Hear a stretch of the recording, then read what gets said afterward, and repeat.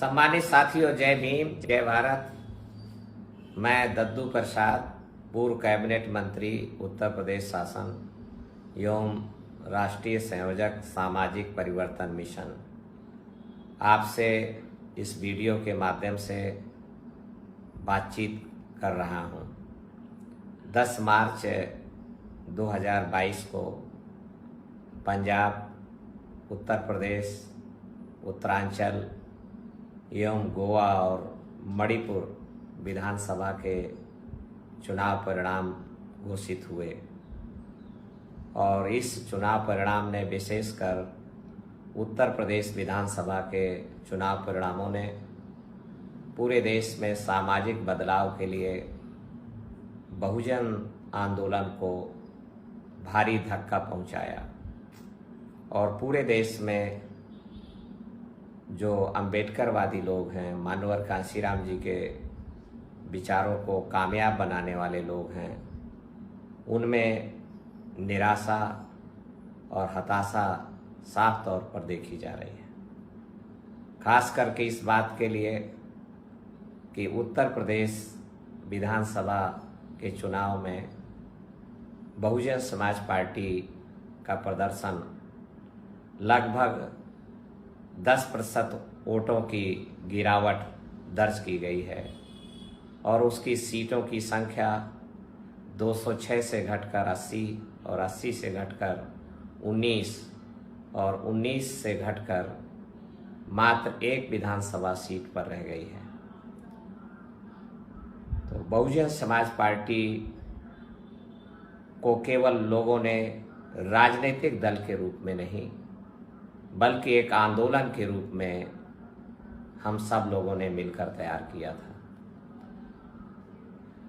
उस सामाजिक परिवर्तन, आर्थिक मुक्ति आंदोलन का सिपाही होने के नाते और बहुजन समाज पार्टी के निर्माण में साझीदार होने के नाते मैं DS4 के कार्यक्रमों में 1983 से शामिल रहा और उसके बाद 14 अप्रैल 1984 को जब बहुजन समाज पार्टी घोषित की गई, बनाई गई और उसके बाद 21-22 जून 1984 को लाल किला मैदान नई दिल्ली में जब बहुजन समाज पार्टी का प्रथम अधिवेशन हुआ तो उसमें साझीदार होने के नाते मैं आपसे कुछ बातें बहुजन समाज पार्टी के गिरावट के बारे में, पतन के बारे में कहना चाहता हूं। आप सब लोग अपने अपने हिसाब से सोच रहे हैं। हम सब का सोचना एक जैसा हो सके तो शायद हम पुनः उत्थान की, उन्नति की, उन्मुक्ति की और आज़ादी की यात्रा करने के लिए तैयार हो सकते हैं।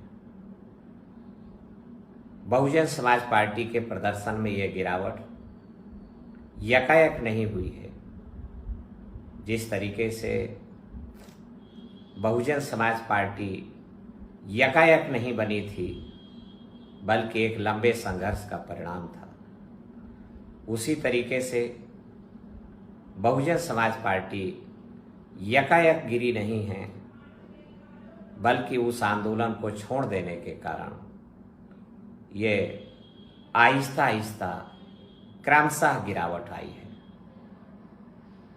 मानवर कांशीराम जी ने जब इलस्ट्रेटेड वीकली ने 1987 में एक आर्टिकल कवर स्टोरी छापी कि BSP सडन इम्पैक्ट, कि BSP एक यकायक कुछ हो गई है, तो मानवर कांशीराम जी ने उसके जवाब में कहा कि ये यकायक नहीं हुई है बल्कि 1848 ईस्वी से महात्मा ज्योतिराव फुले के द्वारा सामाजिक बदलाव के संघर्ष से इसकी उत्पत्ति होती है और उस संघर्ष को छत्रपति साहू महाराजा कोल्हापुर नरेश ने अपने हाथों में लेकर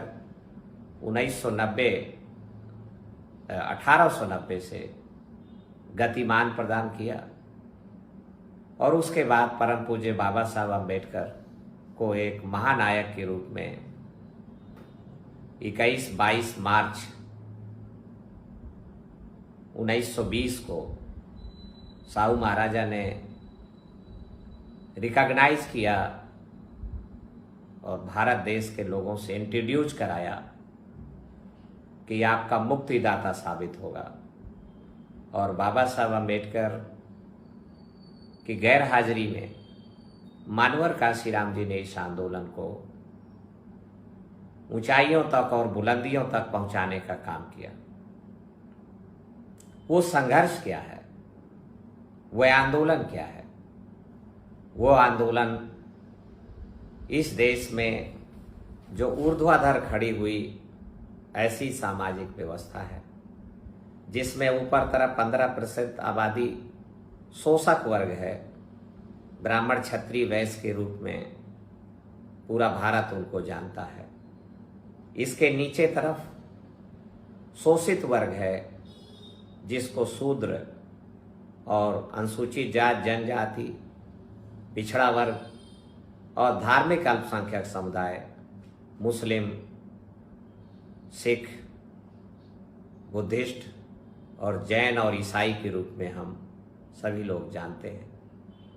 इस सामाजिक व्यवस्था जो ऊर्ध्वाधर खड़ी है, जात पात, छुआछूत, भेदभाव, अन्याय, अत्याचार, आतंक, हत्या, बलात्कार, अंधविश्वास, पाखंड, अंध धार्मिक श्रद्धा, अवैज्ञानिकता इसके आधार हैं और 6000 जातियों में तोड़ा गया है भारत के लोगों को। इस सामाजिक व्यवस्था से ऊपर वाले लोगों को फायदा है, नीचे वाले लोगों को नुकसान है।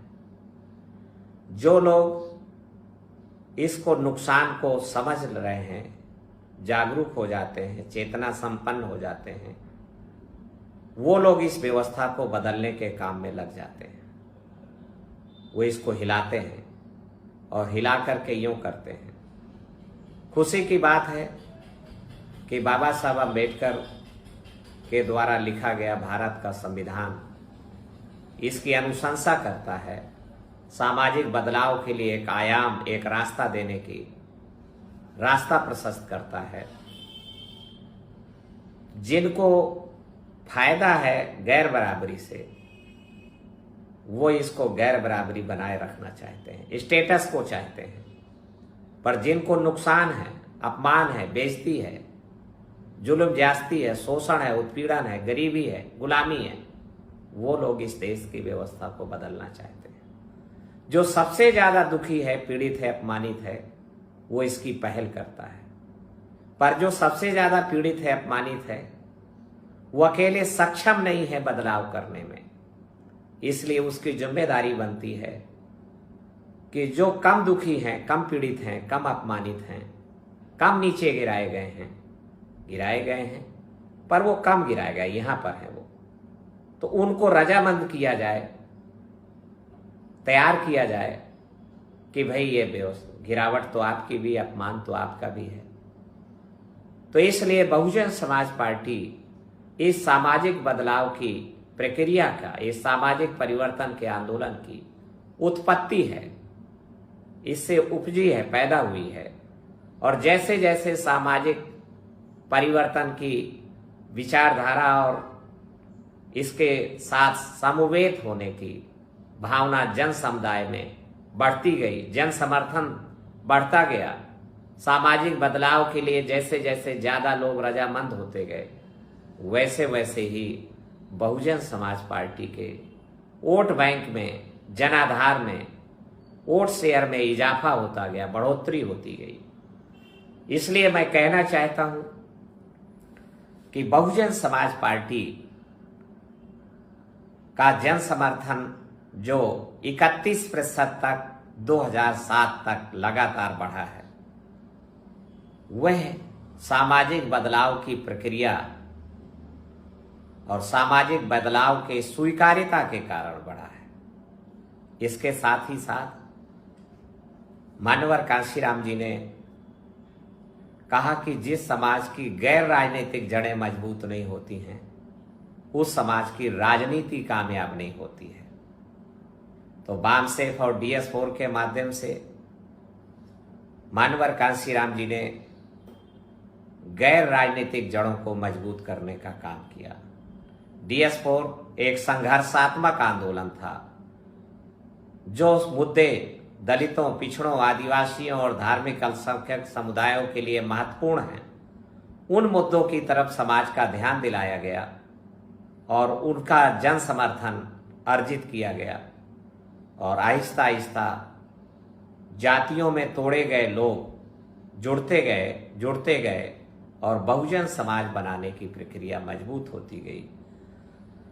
तो गैर राजनीतिक जड़ें मजबूत हुई तो उन्होंने आगे चलकर बहुजन समाज पार्टी को राजनीतिक ताकत में बढ़ोतरी देने का काम किया।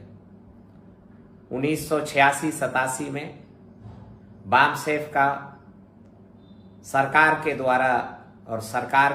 द्वारा तैयार किए गए चमचों के द्वारा रजिस्ट्रेशन करा लिया गया और लिहाजा बामसेफ मानवर कांशीराम जी के हाथ से निकल गई। पर इसका मतलब ही नहीं है कि मानवर कांशीराम जी ने 1986-87 के बाद गैर राजनीतिक जड़ों को छोड़ दिया। मानवर कांशीराम जी ने अपने द्वारा अभिकल्पित बामसेफ को छिन जाने के बावजूद भी गैर राजनीतिक जड़ों से नाता लगातार बनाए रखा।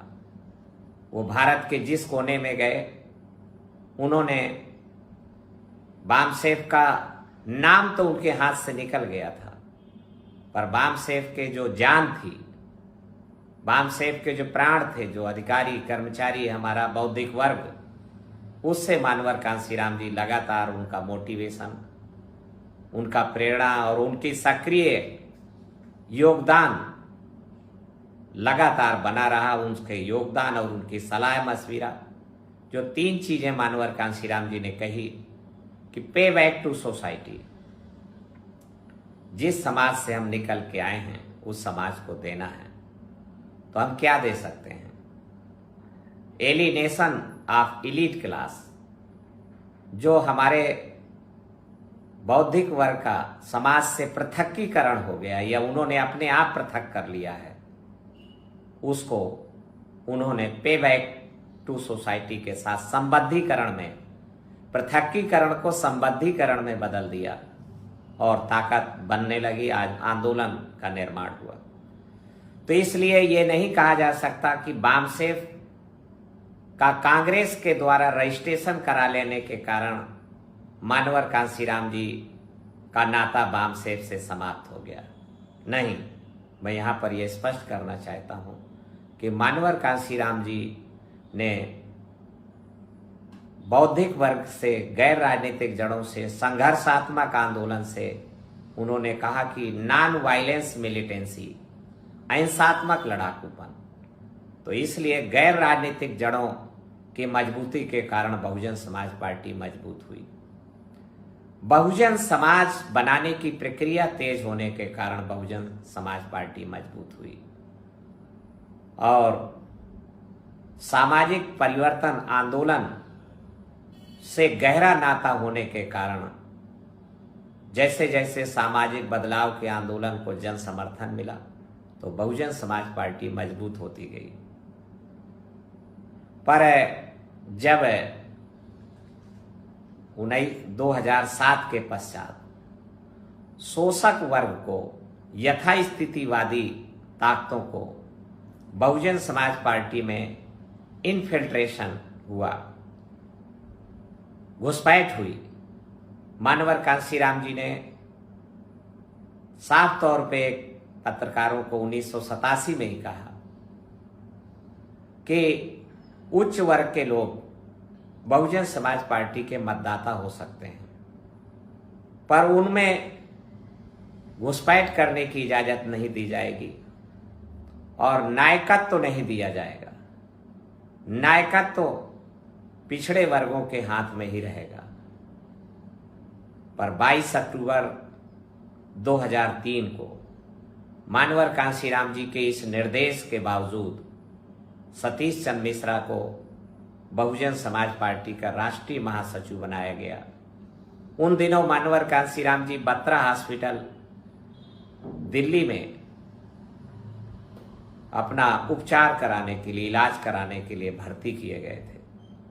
उनकी गैरहाजिरी में ये हुआ और जब यथास्थितिवादी ताकतों ने, परिवर्तन विरोधी ताकतों ने बहुजन समाज पार्टी में घुसपैठ किया तो उन्होंने फिर कब्जा करने की कोशिश की और जब कब्जा करने में लंबे समय तक अपने आप को नाकामयाब पाया उन्होंने, तो फिर कहा गया कि इसको विखंडित कर दिया जाए।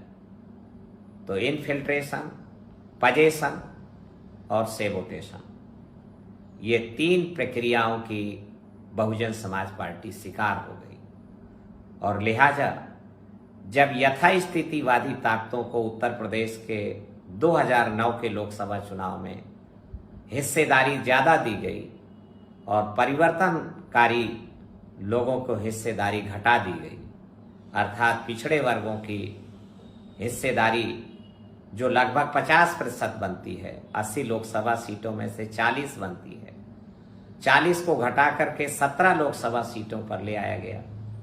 और जो अति पिछड़ी जातियां हैं, जिनकी बदलाव की जरूरत ज्यादा है, जो इस देश की सामाजिक व्यवस्था के दलितों और आदिवासियों के साथ समान को सफरर हैं, सह दुख भागीदार हैं वो, तो उनके हिस्सेदारी तो मात्र 8 लोकसभा सीटों तक ही रह गई। और जो यथास्थितिवादी ताकतें हैं उनकी हिस्सेदारी ब्राह्मण की 22 लोकसभा सीटें, ठाकुर की 8 लोकसभा सीटें और जो मार्शल मुस्लिम हैं, दबंग मुस्लिम हैं, मानवर कांशीराम जी ने हमेशा पीड़ित मुसलमानों को, शोषित मुसलमानों को अपने आंदोलन में साथ लिया। जनाब बसीरुद्दीन साहब और जनाब अकबर अली साहब, जिनको विधायक और मंत्री बनाने का काम मानवर कांशीराम जी ने किया, ये उसके उदाहरण हैं।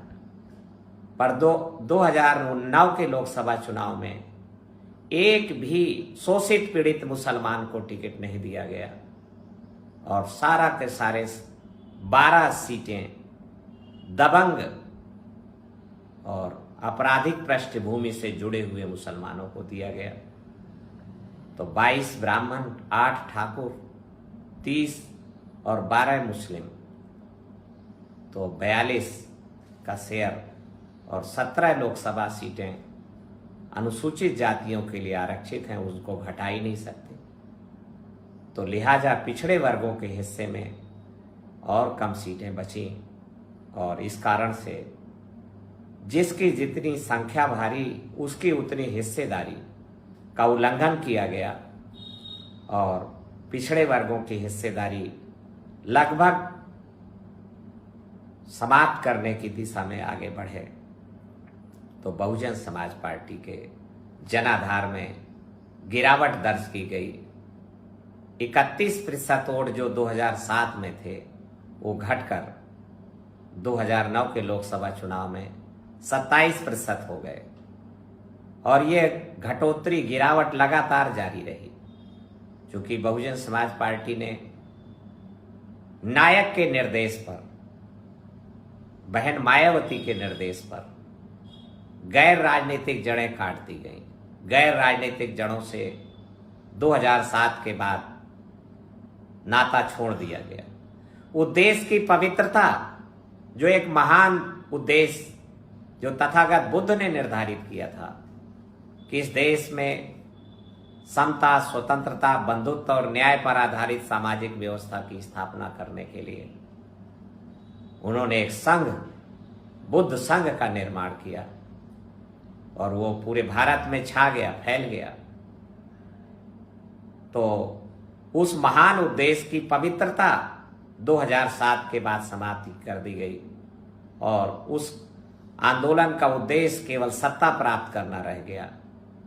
उद्देश्य की पवित्रता समाप्त होने के कारण भी बहुजन समाज पार्टी के जनाधार में गिरावट दर्ज की गई। पिछड़े वर्गों का हिस्सेदारी समाप्त कर देने के कारण गिरावट दर्ज की गई। यही नहीं, 2009 के लोकसभा चुनाव में अति दलित जातियां हैं जो कोरी, धोबी, वाल्मीकि, खटीक और कठेरिया के हिस्सेदारी लगभग समाप्त कर दी गई, जबकि मानवर कांशीराम जी इन जाति समूहों की हिस्सेदारी लगातार बरकरार रखते थे। जो पीड़ित लोग हैं उनके हिस्सेदारी मजबूत बनाते थे, तो हिस्सेदारी घटा दी गई, तो ये जातियां बहुजन समाज पार्टी से छिटक कर दूसरा रास्ता तलाशने लगी। मैं यहां पर कहना चाहूंगा कि वह अभी ठिठक गई, दूसरे रास्ते पर गई नहीं, पर उनके ठिठकने मात्र से ही 2009 के लोकसभा चुनाव में गिरावट दर्ज की गई। 4% वोटों की साफ तौर पर गिरावट दर्ज की गई। और जो बहुजन समाज पार्टी 60 लोकसभा सीटें जीतने का प्लान रखती थी, ऐसी कल्पना रखती थी, वह मात्र 21 लोकसभा सीटों पर आ गई। और जब असेंबली सेगमेंट पे देखा तो 109 असेंबली सेगमेंट पर ही बहुजन समाज पार्टी विजेता थी 2009 के लोकसभा चुनाव में। और इसलिए 2012 के चुनाव में भी नीति यही जारी रही, सामाजिक परिवर्तन आंदोलन को छोड़ देना, बहुजन समाज अवधारणा को छोड़ देना, सर्वजन की कपोल कल्पित अवधारणा लेके आना, ये कभी हो नहीं सकता है। दुनिया के किसी सभ्यता में, किसी मुल्क में शोषक और शोषित के बीच में एकता संभव नहीं है। तो इसलिए एक सर्वजन कपोल कल्पित अवधारणा है, उसके कारण बहुजन समाज पार्टी 2012 में 27% वोटों से गिर के 24% वोटों पर आ गई।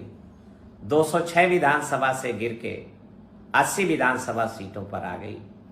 अगर 2009 की तुलना में करें तो 109 विधानसभा सीटों से गिरकर वो 80 विधानसभा सीटों पर ही विजेता रह सकी।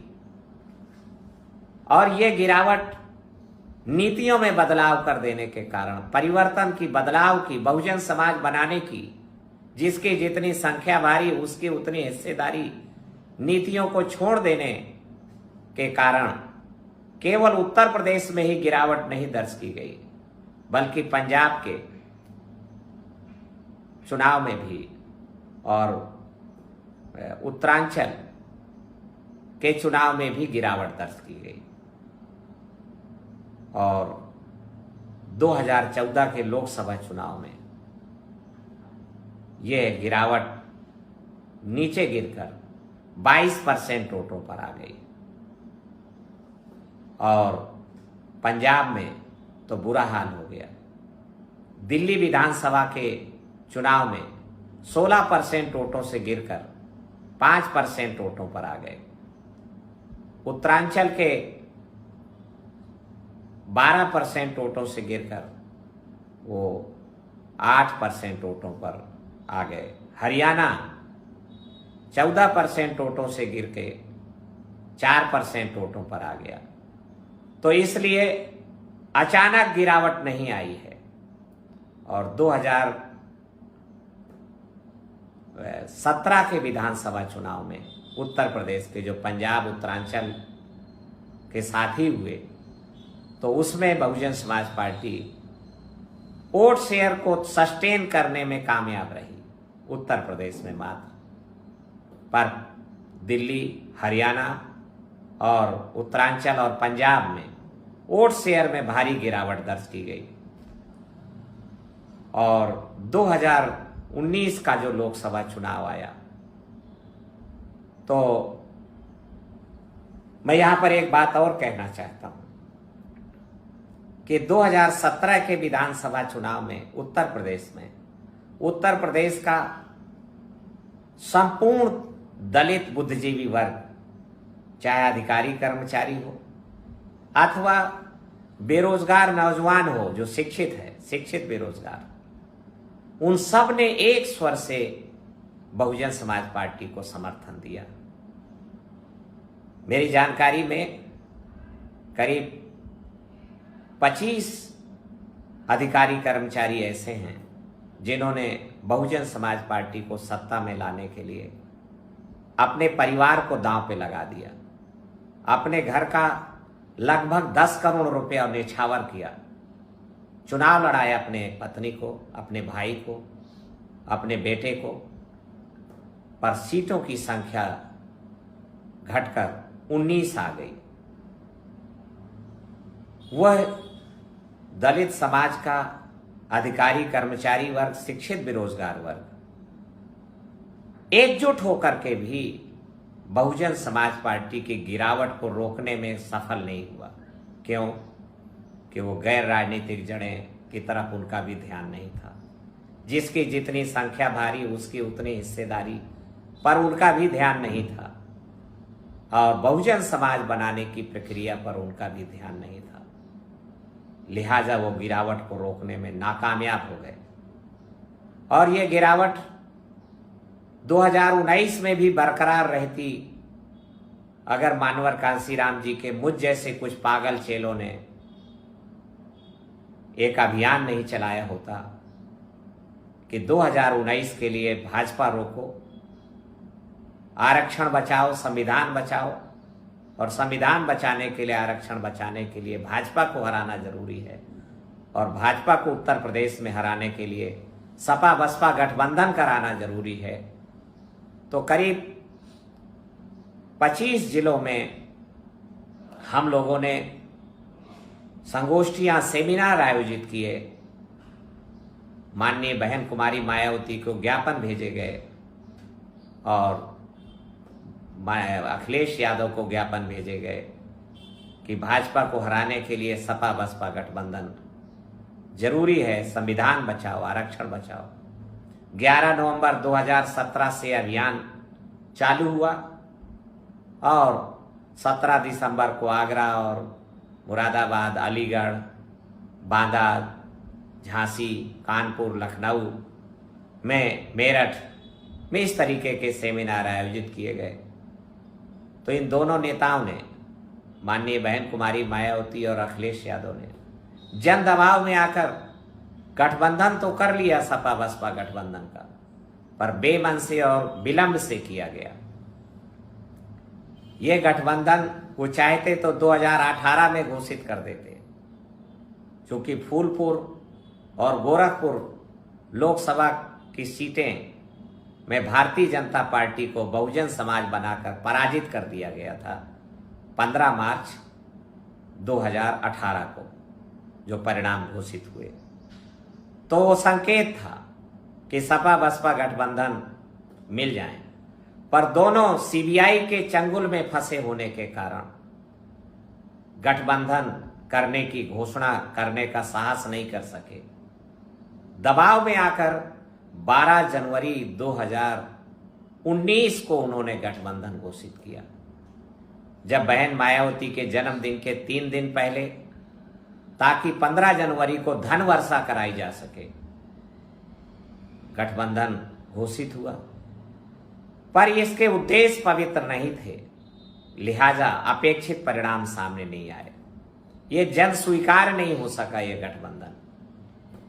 ये दलित समाज में चमार को, पिछड़े वर्गों में यादव को और मुस्लिम को ही ये स्वीकार हुआ ये गठबंधन, और भारतीय जनता पार्टी षड्यंत्र करने में कामयाब हो गई। इन 3 जाति समूह के खिलाफ बाकी को उसने 2019 के लोकसभा चुनाव में लामबंद कर लिया, अपने साथ संगठित कर लिया, और इसको रोकने का काम ना तो अखिलेश यादव अज्ञानी होने के कारण, गैर जानकार होने के कारण नहीं कर सके, और बहन मायावती षड्यंत्र में शामिल होने के कारण नहीं कर सकी रोकने का काम।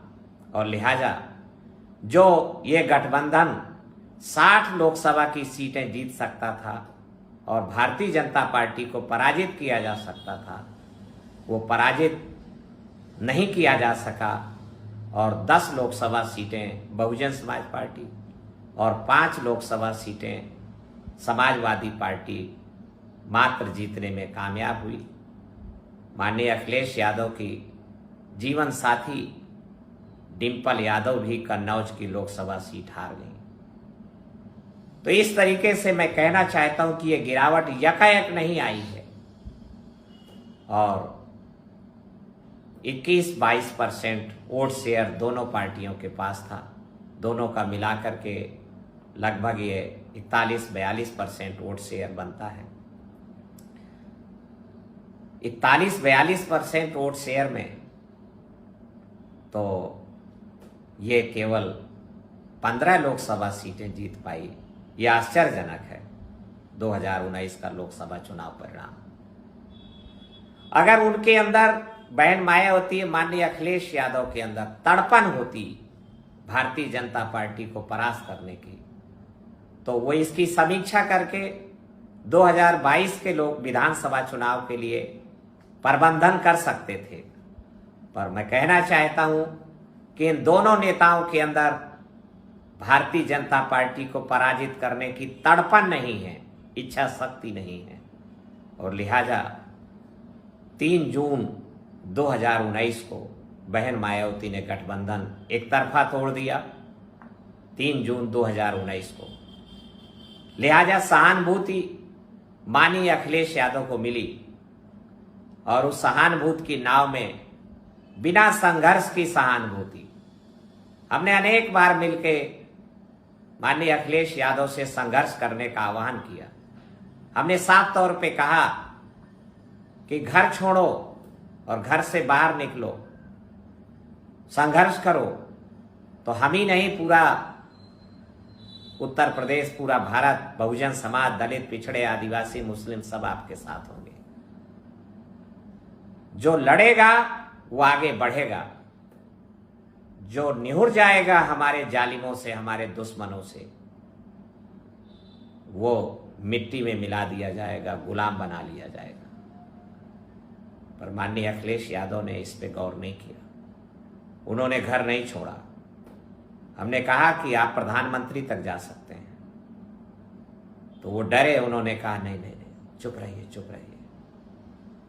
इसलिए मैं आपसे कहना चाहता हूं कि बहुजन समाज पार्टी की ये गिरावट यकायक नहीं है। ये सामाजिक बदलाव का आंदोलन छोड़ देने के कारण और जिसकी जितनी संख्या भारी उसकी उतनी हिस्सेदारी को छोड़ देने के कारण, गैर राजनीतिक जड़ों को काट देने के कारण और उद्देश्य की पवित्रता समाप्त कर देने के कारण ये गिरावट और बहुजन समाज पार्टी का पतन हुआ है। आप दोबारा उठना चाहते हैं, दोबारा सामाजिक परिवर्तन आंदोलन के द्वारा ही आप उठ खड़े हो सकते हैं। आपको उन्हीं मूल्यों को, उन्हीं सिद्धांतों को, उसी संघर्ष को पुनः अपनाना होगा। और इसलिए मानवर कांशीराम जी के चेलों को मैं आवाज दे रहा हूं, अंबेडकरवादियों को आवाज दे रहा हूं कि आप आगे आए। दद्दू प्रसाद आपके पीछे चलने को, आपका पिछलग्गू बनने को तैयार है। मुझे पता है कि आपके मन तक भांति भांति की भ्रांतियां और भ्रामक प्रचार आप तक पहुंचाया गया है। पर मैं कहना चाहता हूं कि हम जीवन के अंतिम सांस तक सामाजिक बदलाव के आंदोलन को गतिमान बनाने के लिए मैं और मेरा परिवार समर्पित भावना से हम काम करेंगे। एक बिंदु की चर्चा मैंने नहीं की है, जो है तो अगली वीडियो में मैं उसके विस्तार से बात करूंगा। इकट्ठा हुए वोटों की बिकवाली करने के कारण बहुजन समाज पार्टी का और समाजवादी पार्टी का, आरजेडी का, आरएलडी का पतन हुआ है। मैं इसके अगले वीडियो में विस्तार से बात करेंगे। आज के लिए इतना ही काफी है। और भी हम मीमांसा लगभग 1 हफ्ते तक लगातार हम बहुजन समाज पार्टी के पतन के बारे में चर्चा करेंगे, प्रतिदिन चर्चा करेंगे। धन्यवाद। जय भीम, जय भारत।